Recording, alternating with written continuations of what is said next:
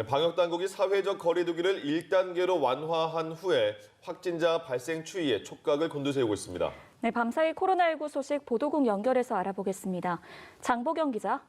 네, 정부가 사회적 거리두기를 1단계로 완화한 지 사흘째입니다. 하지만 그제 코로나19 신규 확진자가 다시 세 자릿수로 늘어나면서 방역당국이 추이를 면밀히 살피고 있습니다.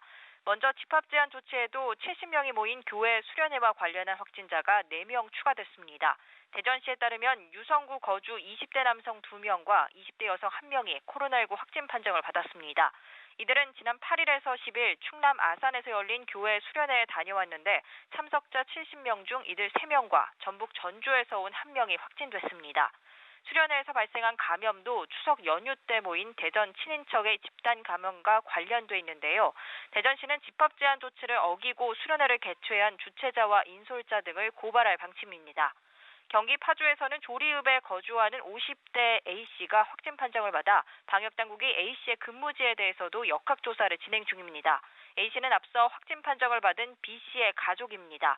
B씨는 부산시와 파주시에서 확진 판정을 받은 이웃집 부부와 추석 연휴인 지난 2일 함께 식사한 것으로 조사됐습니다.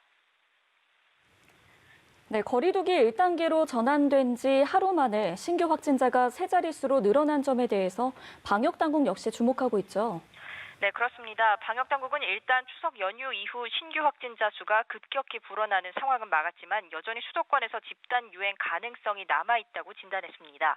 최근 2주 동안 신규 확진자의 80%가 수도권에서 발생했다는 점에 주목한 건데요. 이외에 부산항에서 외국 선박을 타고 온 선원들이 무더기 양성 판정을 받는 등 해외에서 유입된 확진자가 많이 늘어났다고 설명했습니다. 방역당국은 또 이달의 절정인 가을철 단풍 방역에 촉각을 곤두세우고 있습니다. 여행객이 몰리는 관광지를 중심으로 음식점이나 카페, 전세버스, 휴게소 등 방역 강화를 위한 개개인의 노력이 필요한 시점이라는 겁니다. 방역당국은 야유회와 산행, 이벤트성 모임을 미리 확인하고 지방자치단체와 위험 요인에 대비하겠다고 밝혔습니다. 지금까지 보도국에서 전해드렸습니다.